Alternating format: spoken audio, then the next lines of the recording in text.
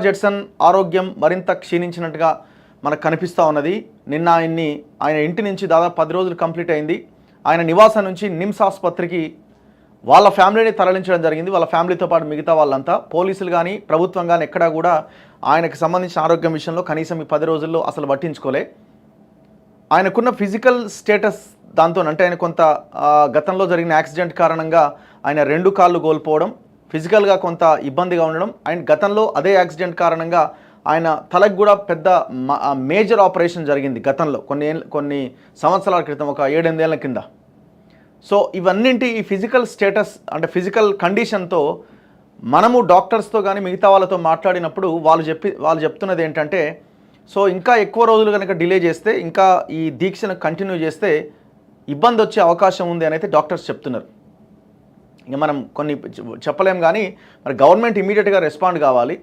ఆయన అడుగుతున్న 5 డిమాండ్స్, ఆయనే కాదు మొత్తం తెలంగాణ నిరుద్యోగులంతా అడుగుతున్న 5 డిమాండ్స్: గ్రూప్ 1 1:50 to 1:100, డిఎస్సి వాయిదా, గ్రూప్ 2 వాయిదా ప్లస్ పోస్టుల సంఖ్య పెంచడం, గ్రూప్ 3 పోస్టుల సంఖ్య పెంచడం.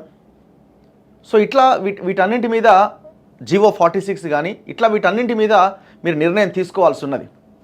బేసిక్ ఇక్కడ జరుగుతున్నది ఏంటంటే, గవర్నమెంట్ వైపు నుంచి వాళ్ళు అనుకుంటున్నది ఏంటి అంటే, వాళ్ళకి ఎందుకు నిర్ణయం తీసుకోలేకపోతున్నారు అని అంటే, వాళ్ళకి 1:50 to 1:100 చేస్తే గవర్నమెంట్కి వచ్చే నష్టం ఏమీ లేదు. ఒకవేళ వీళ్ళు ఏమంటున్నారు, ఎవరైనా కోర్టుకు వెళ్ళే అవకాశం ఉంది అంటున్నారు. ఎవరైనా కోర్టుకు వెళ్ళినా, కోర్టు ఒకవేళ 1:50 చేయమని చెప్పినా, ఇంకా ఈ ఎగ్జామ్ డిలే అయినా గవర్నమెంట్కి వచ్చే ఇబ్బంది ఏమీ లేదు.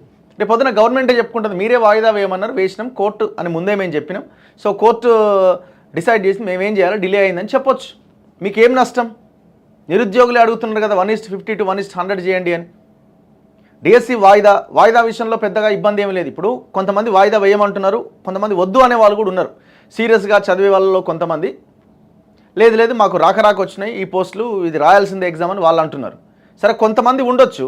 ఇద్దరికి మధ్య మార్గంగా వాళ్ళు 3 నెలలు 4 నెలలు అడిగిన అనుకోండి, కొంతమంది అట్లా అడిగిన వాళ్ళు కూడా ఉన్నారు. అంతెందుకు, ఒక 1.5 రోజులో 2 నెలల లోపే మీరు వాయిదా వేసేయండి, అయిపోద్ది కదా.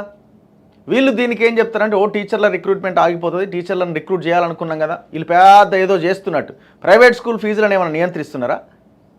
ప్రైవేట్ స్కూల్ ఫీజులు నియంత్రించి గవర్నమెంట్ స్కూల్లోకి వచ్చే విధంగా విద్యార్థులను ఏమైనా ప్రోత్సహిస్తున్నారా? తల్లిదండ్రులను ఏమైనా ప్రోత్సహిస్తున్నారా? ఆ సినిమానే లేదు, ఇప్పుడు టీచర్లు గుర్తొచ్చింది. ఆయన ఇప్పుడు రిక్రూట్మెంట్ మీరు చేసినా మీరు ఎన్ని రోజులు పడుతుంది? దానికి ఆప్షన్స్, కౌన్సిలింగు, వ్యవహారము ఇదంతా ఉంటుంది కదా. అంత ఈజీగా ఇమీడియట్గా వెళ్ళి జాయిన్ అయిపోరు కదా. సో ఇదొకటి. అండ్ గ్రూప్ 2, గ్రూప్ 3 పోస్టుల సంఖ్యను పెంచాలి అంటున్నారు. ఒకవేళ వాళ్ళు కొంతమంది వాయిదా వేయాలి ఎగ్జామ్ అంటున్నారు. చాలా తక్కువ గ్యాప్ ఉంది, ఇంత వారం రోజుల్లోపే ఇంకొక ఎగ్జామ్ రాలి, ఎట్లా సాధ్యమైద్ది అది? దాన్ని ఏదో పరిశీలిస్తున్నామని చెప్తున్నట్టున్నారు. దాంతోపాటు వీళ్ళు పోస్టులు యాడ్ చేయాలని అడుగుతున్నారు. పోస్టులు యాడ్ చేయడమా, లేదు మేము ఇమీడియట్గా ఇంకొక నోటిఫికేషన్ ఇస్తామన్నా చెప్పండి కనీసం. అది చెప్పట్లేదు, ఇది చెప్పట్లేదు, ఏమీ చెప్పట్లేదు. వాళ్ళని ఏదో ఒక రకంగా సంతృప్తి చెందే విధంగా డిస్కషన్స్ చేస్తే ఈ సమస్యకి సొల్యూషన్ దొరికేది. మీరు ఈ 15 రోజులుగా జరుగుతున్న 15-20 రోజులు దాటిపోయింది, ఒక్క రోజున కనీసం కన్సర్న్ ఉందా? వీళ్ళకేంటంటే పాయింట్, రేవంత్ రెడ్డి ఆలోచన కానీ గవర్నమెంట్ ఆలోచనలో ఏముందంటే, మరి ఎవరు వీళ్ళకి ఫీడ్ చేస్తున్నారో అర్థం కావట్లేదు. ఒకవేళ కనుక మనం ఇష్యూలో ఏవైనా 2-3 సార్ట్అవుట్ చేసినా, అన్నిటికీ వాళ్ళు అన్నది చేసినా మనకి ఇబ్బంది ఏం లేదు. వాళ్ళకు కూడా తెలుసు మనకి ఇబ్బంది లేదు, చేయడానికి అవకాశం ఉంది, చేయడం వల్ల వచ్చే నష్టం ఏం లేదు, మనకి గవర్నమెంట్కి వచ్చే చెడ్డ పేరు ఏం లేదు, మంచి పేరే తప్ప. కాకపోతే వీళ్ళు ఏమంటున్నారంటే, భవిష్యత్తులో కూడా ఈ రకంగానే మనల్ని ఇబ్బంది పెడతారు గవర్నమెంట్ని, ఇంకొకరు వచ్చి ఇట్లనే ధర్నా చేస్తారు, ఇట్లనే దీక్షలు చేస్తారు, మళ్ళీ వాళ్ళ సాధించుకోవడానికి ప్రయత్నం చేస్తారు. సో మనం గవర్నమెంట్ని నడపలేము అన్నది వాళ్ళ ఆలోచన. ఇదే వాళ్ళ ఎజెండా అయిపోయింది. అందుకోసమే ఈ సమస్యకు పరిష్కారం దొరకట్లే. ఎవ్వరు ఏమీ చెయ్యరు. ఒకవేళ నిరుద్యోగుల విషయంలో మీరు జాబ్ క్యాలెండర్ రిలీజ్ చేస్తే అసలు ఇష్యూనే ఉండదు. మీరు ఈ అంశాలని పరిష్కరించి జాబ్ క్యాలెండర్ రిలీజ్ చేసిరనుకోండి, ఈ అసెంబ్లీ తర్వాత అయిపోయి ఇంకా ఎవరు మాట్లాడతారు? వేరే అంశాలు పరిష్కరించండి, ఏముంటుంది అందులో? వాళ్ళు ఏమడుగుతారండి? గొంతెమ్మ కోరికలు ఏమని అడుగుతారా? ఎవరైనా ఏదైనా సమస్య గురించి అడిగితే,